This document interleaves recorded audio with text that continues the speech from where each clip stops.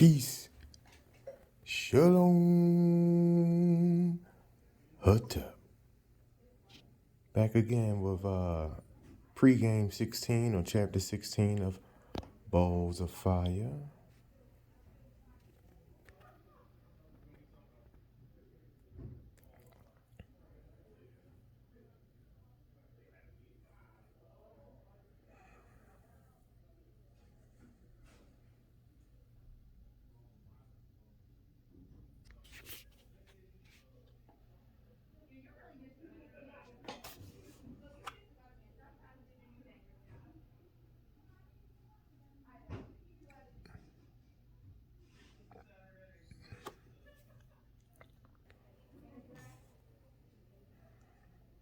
Don't forget to screenshot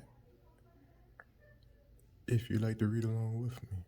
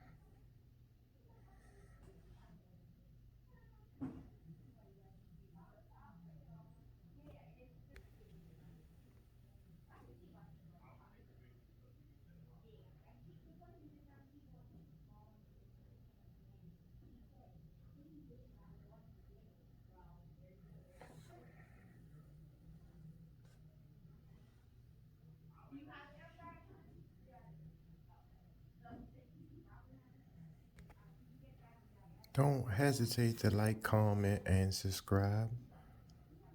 Your feedback is greatly appreciated.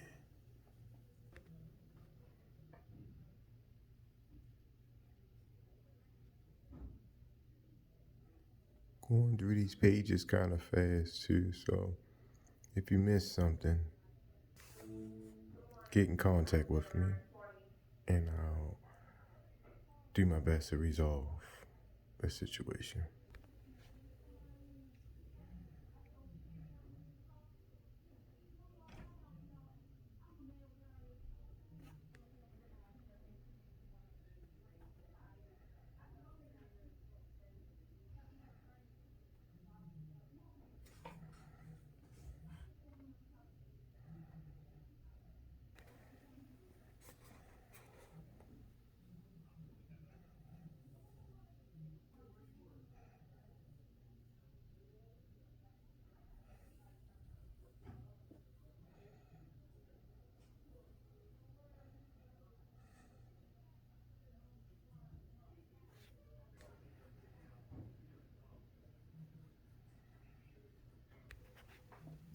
Okay, so this is a very, very long chapter.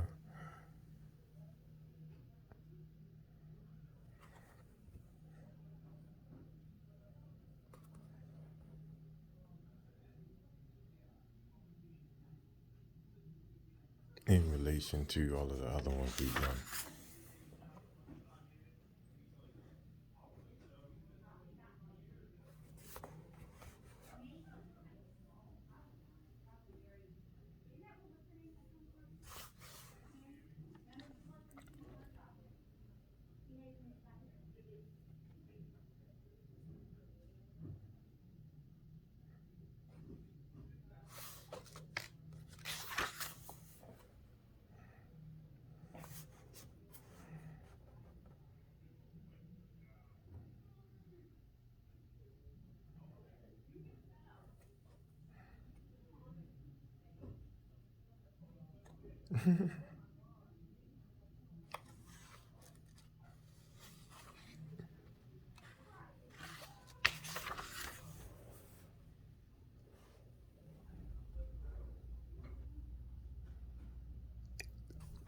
Oh, I must be getting tired. I'm flipping pages without stopping the camera.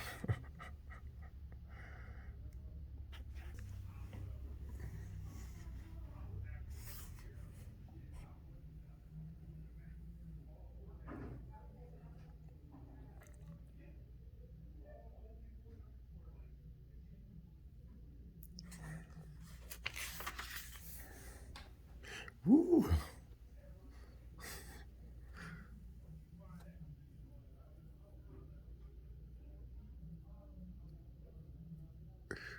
Man, we 6 minutes in, still recording pages, baby. All right, there we go.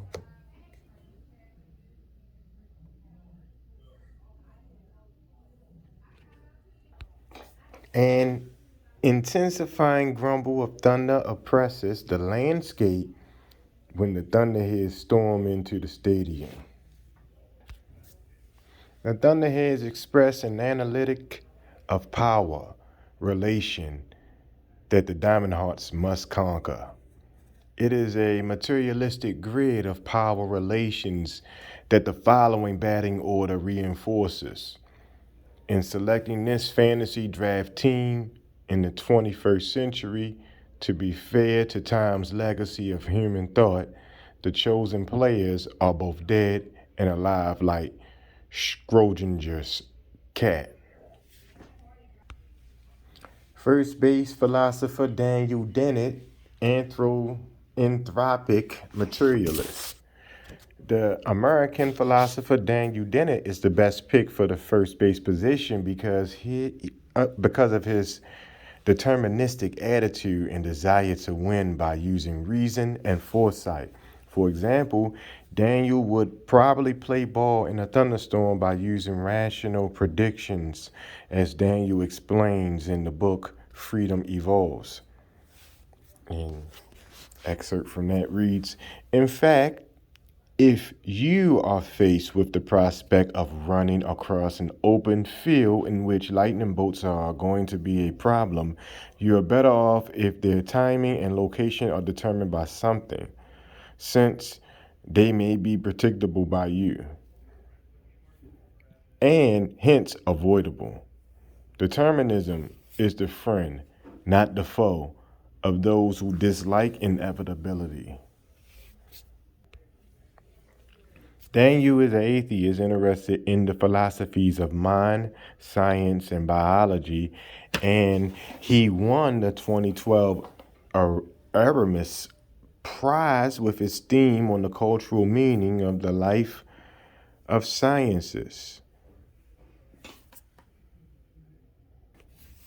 A lot of people want to keep science at bay, Daniel said. I want to show them that all of these treasures are more wonderful when you show them how they work.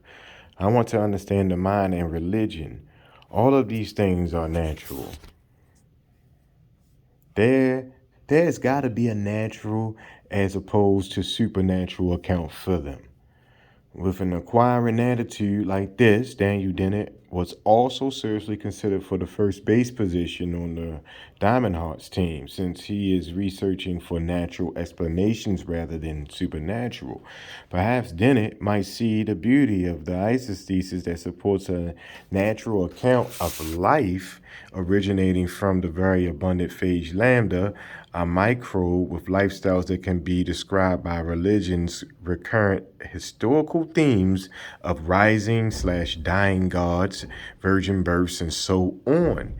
If religion is a reminder of a viral gene expression network for human adaptive mutation, then religion would have a natural explanation and some credibility due to its evolutionary value.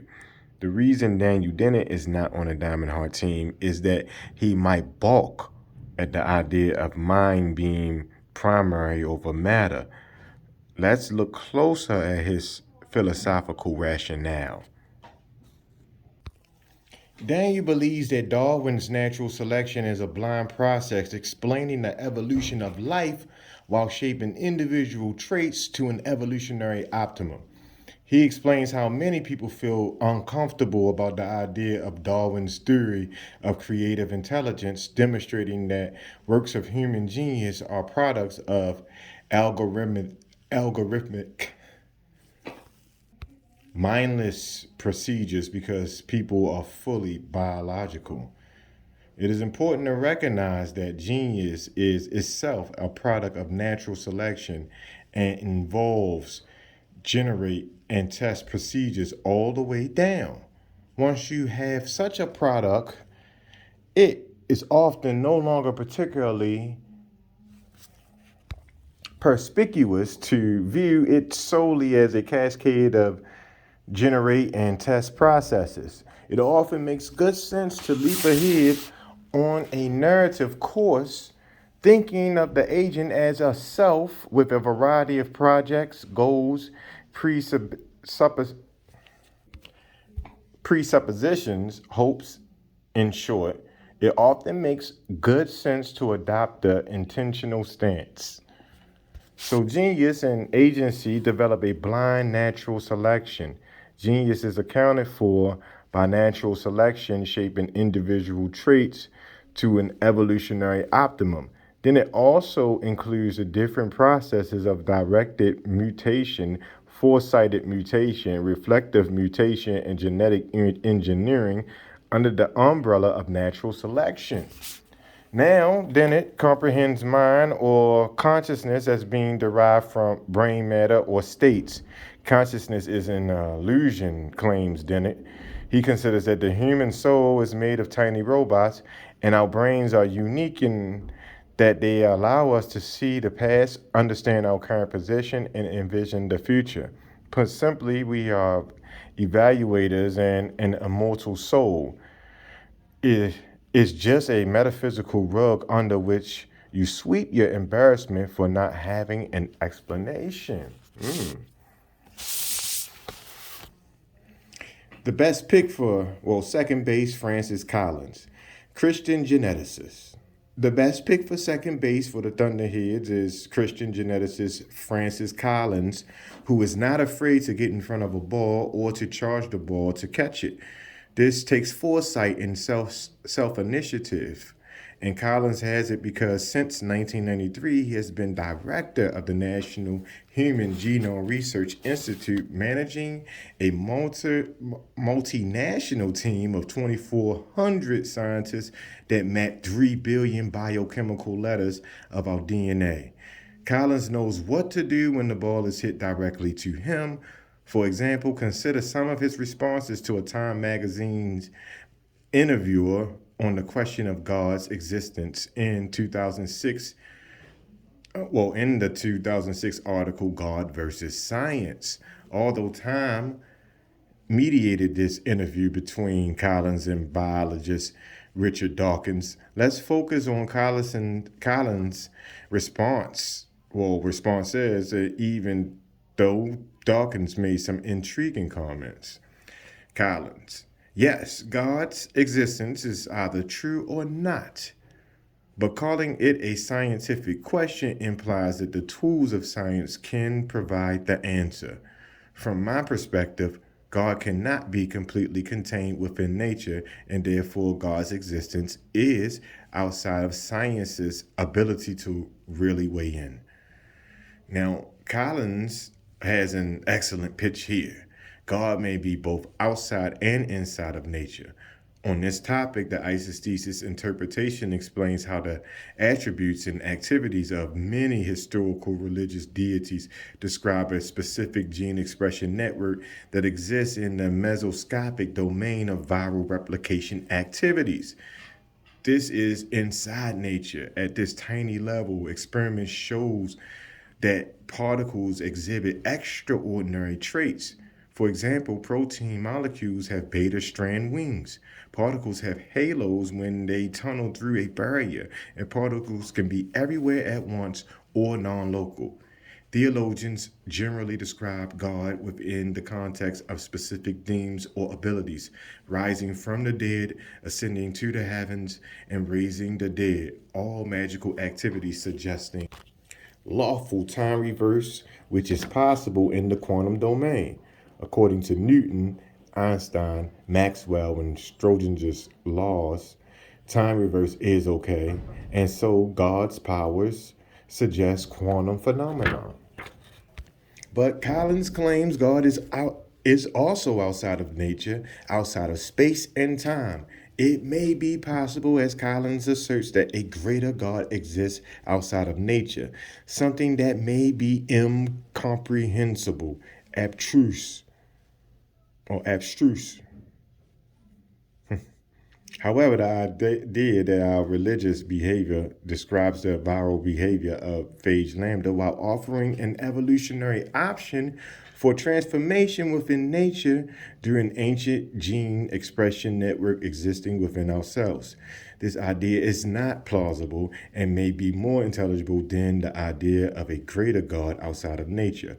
Arguably, God within nature could be a creative virus, and its activities are clearly described by ancient Egyptian Christianity, other belief systems, rather. Collins believes that God's creative power caused everything. Darwin envisioned this creative power as the Lucifer, and actually may be a lambdoid virus. Recent experimental evidence suggests that this virus can self assemble from nothing like a god. It is everywhere on the planet like a god, and it can rise from the dead state like a god. A virus is unique among Earth's creatures relative to its power to reanimate.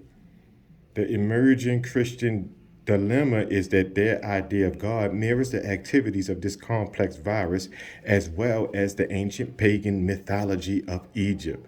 This problem is very low ball. It's a very low ball that many find difficult to catch or hit. But if anyone can catch this ball, Collins on second base is the geneticist that will, for he believes in the importance of an open mind and the possibility of a God functioning inside and outside of nature's ballpark. Finally, in this Time interview that includes Richard Dawkins, Time pops up the issue of altruism for Collins to consider. Collins explains that we may get qualities such as justice, morality, and the idea of altruism from God, while genes may also come into play when individuals take risks to save family members. This explanation of both God and genes. Collins is definitely straddling second base, covering all the ground on the possibilities of both proposals. He is not afraid of the pop-up fly ball because he is under the ball, reading the spin and catching it with both hands above his head. Then Collins poses a very important question on altruism to Richard Dawkins. And this is Collins. But if you believe, and Richard has been articulate in this, that natural selection operates on the individual, not on a group, then why would the individual risk his own DNA doing something selfless to help somebody in a way that might diminish his chance of reproducing? My response to Collins' question is that being selfless in the classical world has nothing to do with risking your DNA because DNA has the capacity for quantum survival, and innately, a human being must know that DNA can survive due to beliefs about immortality. Yet, without quantum knowledge, an individual's DNA is at risk in the quantum domain. The keys for evolutionary success are science, self knowledge, and an awareness of signs, as well as not taking the first easy pitch from religious biopower about your afterlife destination. Those who do not question the motivations of biopower and the uninformed stalk people will be struck out, literally plucked out by evolutionary processes they have not considered. Is the moral law of good and evil simply an evolutionary convenience No, Collins believes our sense of morality is more than this, but he throws a hard ball directly to Richard Dawkins by asking, outside of human mind tuned by evolutionary process, good and evil have no meaning. Do you agree with that? Dawkins says, even the question you're asking has no meaning to me. Good and evil I don't believe. And there is hanging out there, anywhere, something called good and something called evil. I think there are good things that happen and bad things that happen. Yes, Richard Dawkins knows how to catch a hard fastball and fire one back. Yet Collins is always ready on second base, his legs spread apart, his butt flat and parallel with the ground. Both these things make a person think. Perhaps it is a matter of perspective. Tuned by evolutionary processes, good and evil have no meaning, yet inside the larger mind of humanity, a culture designed morality exists that has created obedient, submissive stock people. Shortstop neurologist Gene Martin Carcott. A shortstop can change a game's momentum by executing a double play or getting two outs on one pitch. A shortstop should always know how to hold a runner at second base so the player cannot advance and possibly score a run. Finally, a shortstop must know how to properly apply a tag, that is, tag out a player who attempts to steal second base. Gene Martin Carcott has all three abilities: double play awareness, his grande attack seizure that holds a runner at base or mental asylum, and the necessary quick responses to tag out a runner: stiffening of muscles, brief shock like muscle contractions, and rhythmic jerking of the arms or legs. Yes, neurology counts in baseball. Both Jean Martin Carcott and Sigmund Freud were evaluated to the status of coke, or elevated to the status of coke, rather, according to Chauvin in 2007, who was affiliated with the London UCL Institute of Neurology.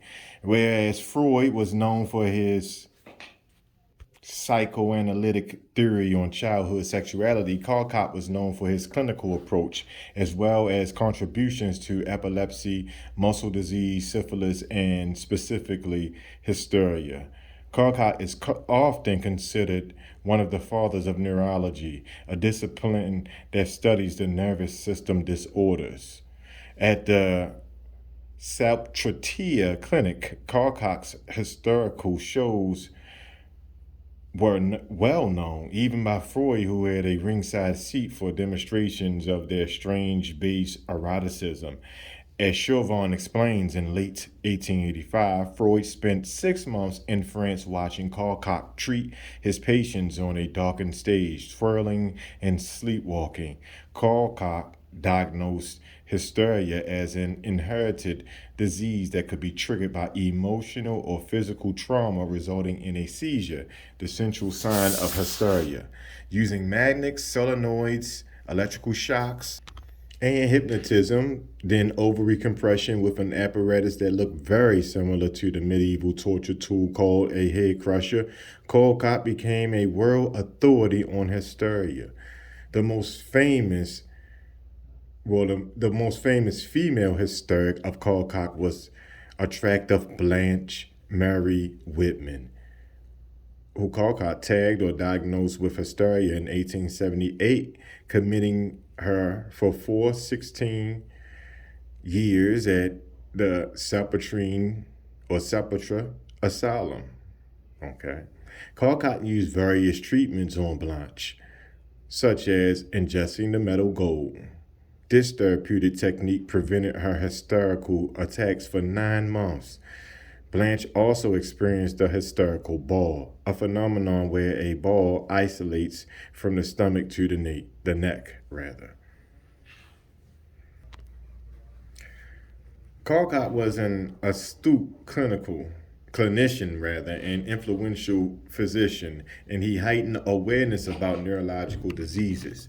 Although hysteria has been historically considered an affliction of women and adolescent girls, Callcott explored male hysteria, and this double play enhanced his reputation.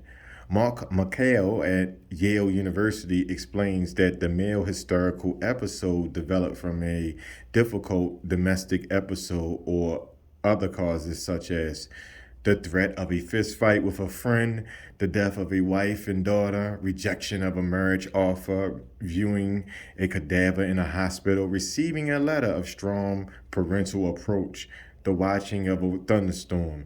In each of these cases, it was ultimately the power of an idea or emotion, rage, fear, grief, anxiety, that caused hysteria. Callcott found that hysteria in females was more likely than hysteria in males. In order of frequency that provoked the attack in females were the following secondary causal factors: marital turmoil, un, unrequited love, religious ecstasy, superstitious fear, and death of a family member. Generally, Callcott thought that women became hysterical due to difficulties controlling emotion, while men became hysterical due to excessive working, drinking, and fornication. In a Victorian society, Callcott's 15-year exploration of male hysteria transposed the prevailing genocentric view that only women suffered from hysteria. Callcott discovered that the hysterical fit happens in stages. First, the grande attack begins with symptoms such as aura hysterica that included lightheadedness, temple throbbing, a feeling of head constriction, and the sensation of a lump in the throat. Following the hysterical aura is the grande crise hysterique, with four stages in the pure form: epileptoid period of tonic and clonic muscular spasms. Two, grande movements by the patient with unusual postures such as the arched pelvis position. Number three, attitudes of passionals actually. It's all French words, characterized by the hallucinatory reenactment of past emotional scenes. Um, Number four, a long delirious period of withdrawal. Below is Callcott's account of the male hysteric named Guy. The patient then loses consciousness completely and the epileptoid period begins. First, the trembling of the right hand increases and is thrown forward. The eyes are convulsed upward. The limbs are extended. The fists clench and then twisted in exaggerated pronation. Soon, the arms come together in front of the abdomen in convulsive contractions of the pectoral muscles. After this follows the period of contortions characterized chiefly by extremely violent movements of salutation, which are intermingled with incoherent gesticulations. The patient breaks or tears everything he can get his hands on. He assumes very bizarre positions or postures and attitudes. The sort that I have proposed, referring to the clownism of the second period of this attack. From time to time, the contortions described above for a moment and give away the distinctive position of the arc day circle. This sometimes involves a true opus hatanos, in which the loins are separated from the plane of the bed by a distance of more than 50 centimeters, with the body resting on the head and heels. At times, the arching is made in front, the arms crossed over the chest, legs in the air, and the trunk and head lifted upward, with the back and buttocks alone resting on the bed. And that word opus hontos is nothing but describing the circular direction that you're making with your body, like on the exorcist or something like that. But now we're back to it. Now, this arc day circle, or true opus hontos, all they're explaining it here, is evident in ancient Egyptian artwork such as the Creation. Please see figure 16.2 if you screenshot it. Perhaps some non-conscious human symptoms or signs may model actions at the level of viral bacterial gene expression, since the human genome is primarily microbial, not to mention our microbiome. In this case, perhaps non-conscious neurophysiological symptoms are a sign of our potential for viral activity at the level of DNA transcription. For example, the Arc-Day circle posture, similar to Osiris bent backwards in a circle, may be the sign of a DNA arc of viral rolling circle replication that creates crystal viral clones during the lytic cycle. Possessing a bizarre sexual nature, base eroticism, other tonic and clonic hysterical behavior, stiffening of muscles, brief shock like muscle contraction, or rhythmic jerking of the arms and legs with a rhythmic clonal shuddering may also indicate viral rolling circle replication, a form of asexual replication. Why would the Arc-Day circle be displayed in a neurotic human? Male mammals such as humans have a variety of organs in various systems: cardiovascular, digestive, respiratory, and excretory, reproductive, to name a few. Human organs are composed of cells which may be bacterial or viral, especially in our genome and gut microbiome. Cells have DNA or genes and proteins replete with the ancient glycolysis fermentation pathways used by bacteriophage lambda through the Lamporin gateway for lytic rolling circle replication. Horizontal gene transfer, mediated by the abundant phage lambda, is a very common method of DNA exchange between organisms. Also, viruses are a major creative force in evolution, and one of the traits provided to our eukaryotic cell type by viral genes is the eukaryotic nucleus, according to virologists. Virologists, all right, some virus doctor, Louis Villarreal and Gunther Witzani. That's a vital trait. Perhaps the non-conscious exhibition of the Arc-Day circle is simply a sign pointing to ancient viral slash bacterial gene expression network within our cells that function by lytic rolling circle replication. Again, we meet Osiris in the Arc-Day circle posture, duplicated in the Gnostic song 23 of Solomon as the knowledge of the Lord, represented in a terrifying letter from the sky with a powerful seal that is caught on a destructive wheel, raising enemies, uprooting forests, and leaving a huge ditch. Psalm 23 describes the destruction as if the body were on the wheels, a head turned toward down to the feet, the wheel turned on the feet and on whatever struck it. Also in Dance of the Cross, a Gnostic ritual referencing the participation of the whole universe, Christ in the center of dancing disciples speaks, "If you respond to my dance, see yourself in me as I speak, and if you have seen what I do, keep silent about my mysteries." This secretive Gnostic ritual is very similar to the folk tradition of dancing around the Maypole, which was outlawed in Scotland during the 16th century. The Maypole dance is similar to Wiccan practices of dancing around a pole or casting a circle as described by the English dramatist Christopher Marlowe in his play Dr. Faustus, who casts a magical circle to summon the devil to obtain knowledge and power. Similarly, 200 years later, the German poet Goethe created Faust, about a scholar desiring knowledge and power by means of a witch casting a magical circle in the presence of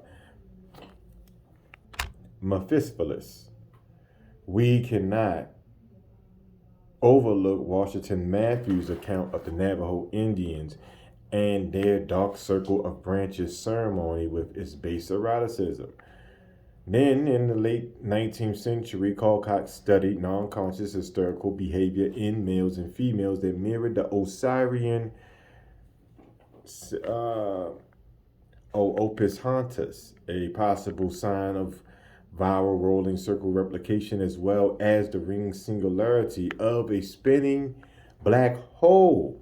History seems to frown on circular dancing, magic circles, and the clinical opus hauntus, possible signs of a DNA survival message.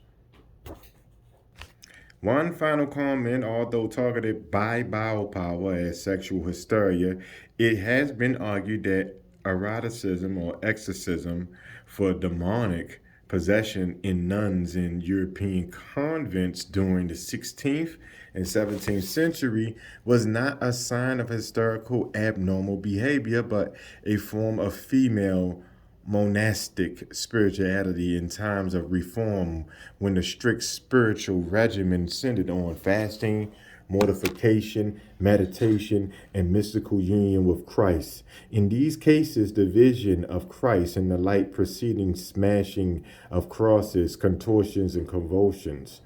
As an example, in the French Loudun convent, fasting nuns mimicking sexual intercourse, non-consciously contorting in a opus hauntus.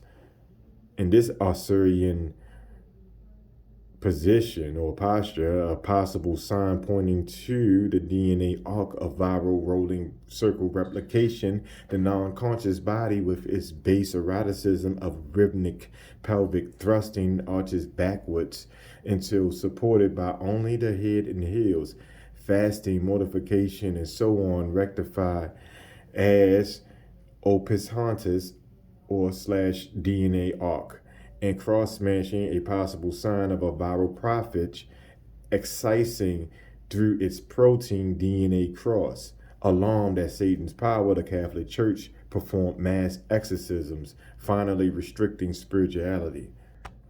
Consider the case of Saint Teresa de Almeida, born March 28, 1515, whose mother died when Teresa was 13. By 1531, her father Alonso was concerned about her friendships with certain vain relatives and their other enticements. So then Teresa's older sister, Mary Alonso, entrusted Teresa to the Augustinian nuns of Our Lady of Grace in Avila. In 1535, she then entered the incarnation of a Carmelite monastery for nuns in Spain, where the austere lifestyle of fasting and abstinence, silence, and continual prayer deliberated or debilitated rather Teresa's health. Teresa writes that the change in food and the lifestyle did injury to my health. She then described her ill health related to a 4-day paralysis, tongue biting, vomiting spells, swoons, levitation, self-flagellation, and striking herself. Experience of foul stench like brimstone, whistling sounds, and the feeling of being choked, apparitions of dead people, and devils consuming a person at human burial. To follow is an especially interesting account where Teresa attributes the deceased person's wicked life as the cause of the attacks of devils. He died without confession, but nevertheless, it didn't seem to me he would be condemned. While the body was being wrapped in its shrouds, I saw many devils take the body, and it seemed they were playing with it and punishing it.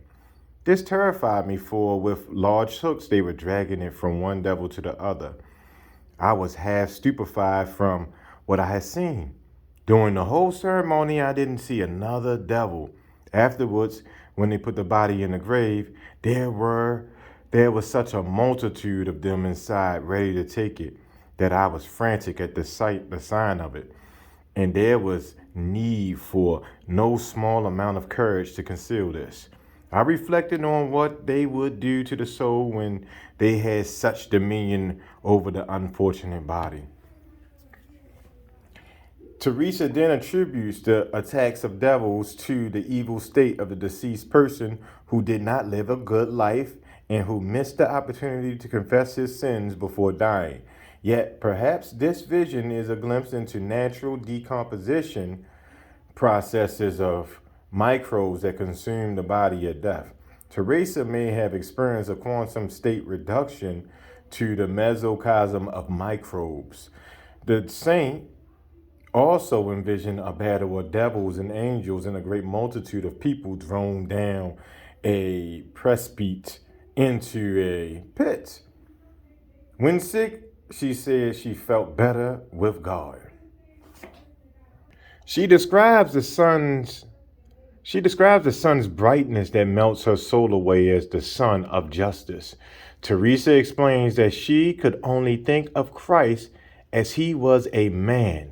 As her account continues, she claims that the majesty of the Lord is startling. And the more one beholds this majesty, Lord, your humility and the love you show to someone like myself, the more startling it becomes. Nevertheless, we can converse and speak with you as we like. Once the first fright and fear in beholding your majesty passes, although the fear of offending you becomes greater. Teresa also describes the divinity as a diamond, crystal, or mirror, as many others have.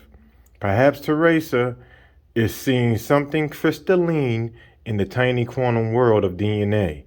An explanation for Teresa's mental experience is that she is receiving quantum information, which physicist Roger Penrose explains as not constrained by the usual spatial-temporal causality of relativity, the possessing the feature of traveling backwards in time.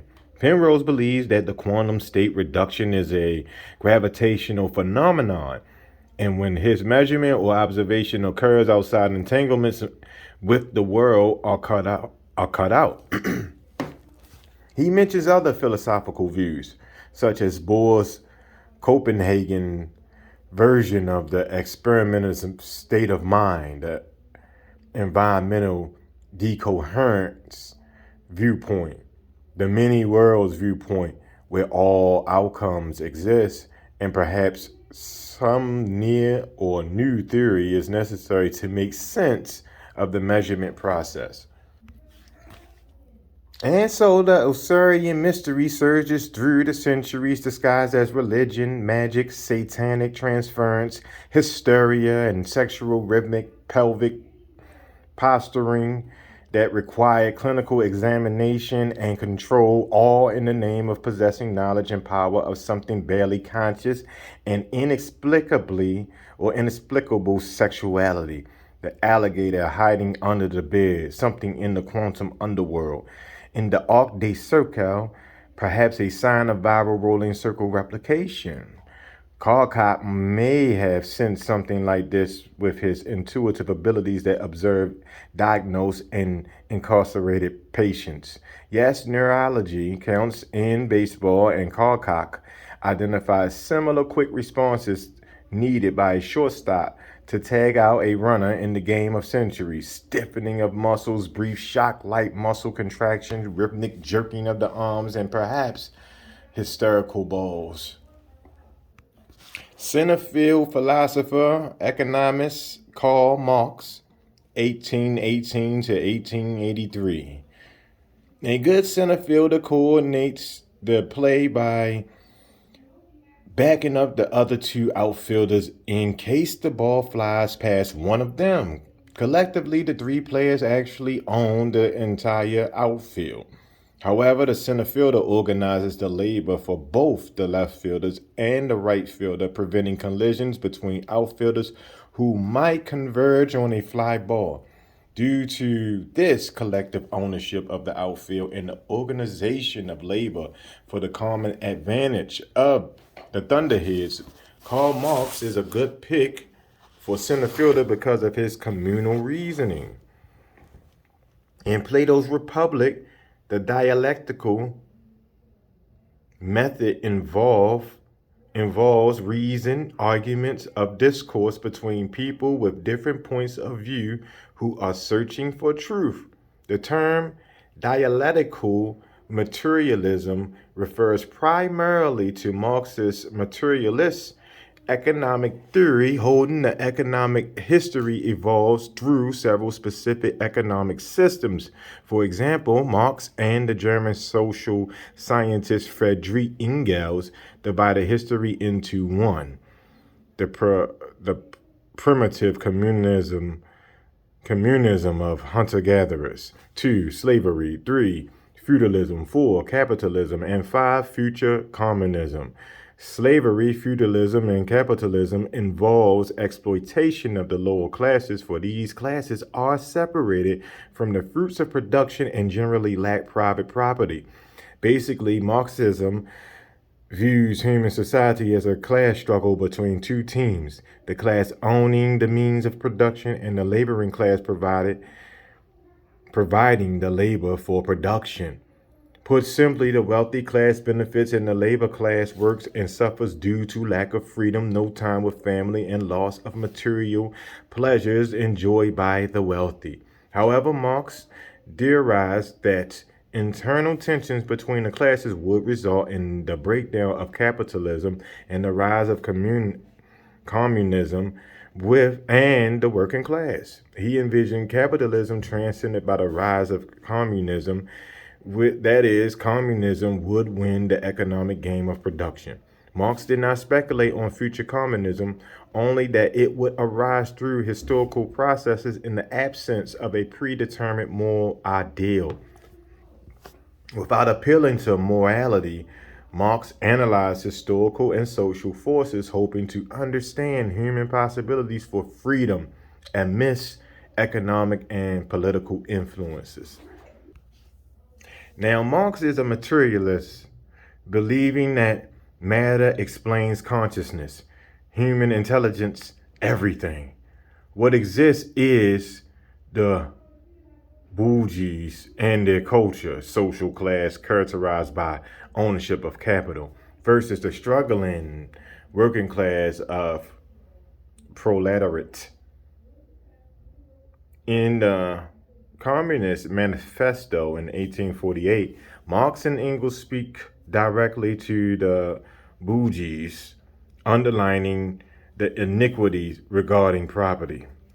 You are horrified at our intending to do away with private property, but in your existing society, private property is already done away with for 9/10 of the population. Its existence for the few is solely due to its non-existence in the hands of the 9/10. I think that's a good thought.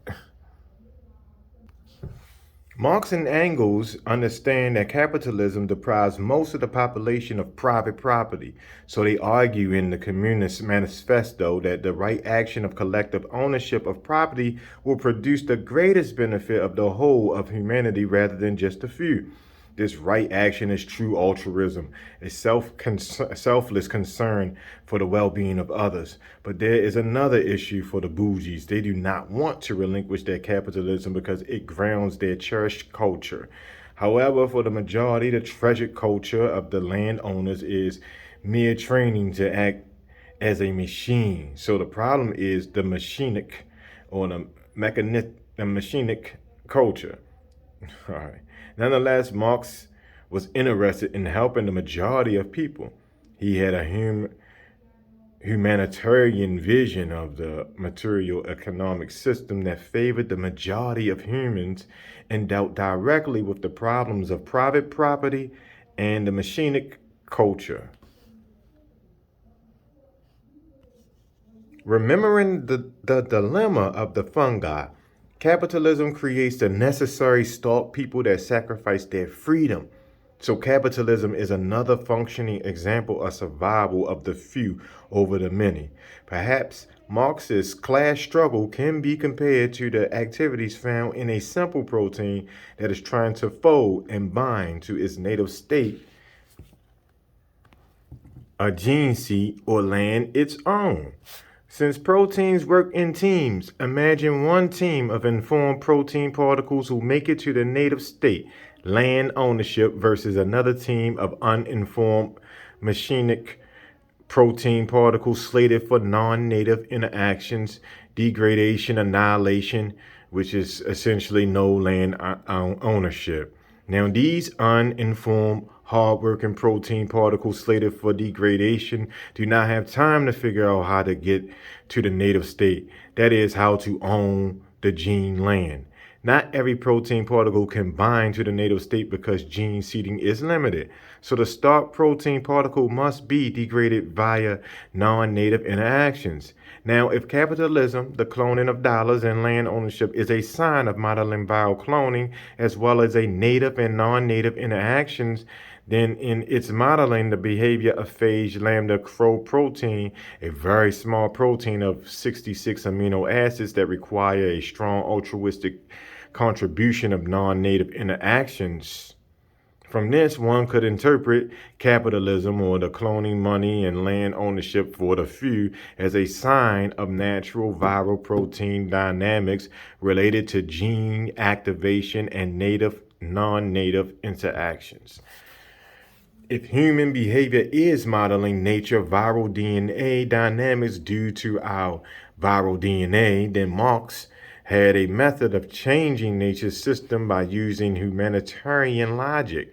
So Karl Marx is a good pick for center fielder of the Thunderheads, not only because of his reasoning, but also because of his communal spirit and altruism, exactly what a winning team needs. In addition, a center fielder must cover long distances, so instincts and speed and quickness to react to a fly ball are key abilities.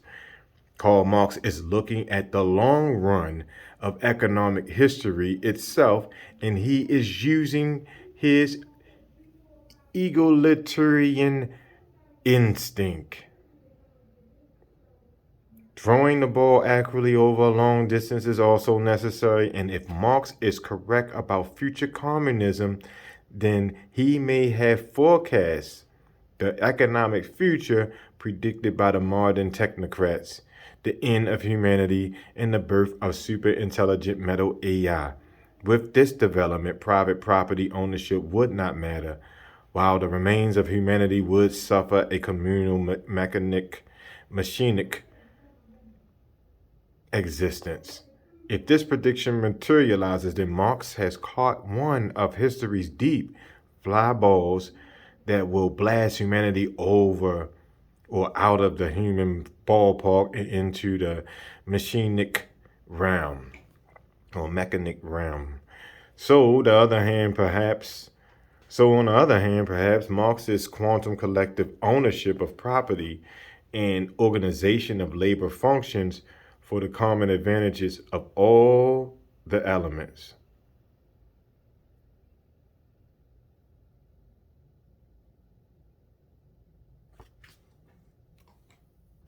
I'm going to read that sentence again.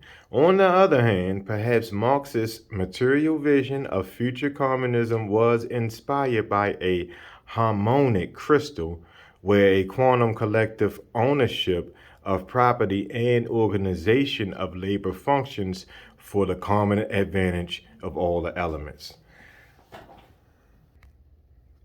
Left field, Gunlet, a strong runaway artificial intelligence, AI. A gun is a player with a strong throwing arm. Our fantasy draft team pick for left field is Gunlet, a foglet deviant or nanobot machine intelligence with morphing abilities to project itself into the real world in the shape of a biological human. Gunlet can actually alter the real world into virtual reality by manipulating sound and image waves. This requires an exacting memory that surveils. What effect would that have in left field? A self-replicating foglet or nanobot intelligence in left field could process a large amount of information, the actions of players, atmospheric wind, conditions in the stadium, voice vibrations from fans, and the sound of the fly ball slicing into left field, but probably not call Marxist logic on machinic class culture.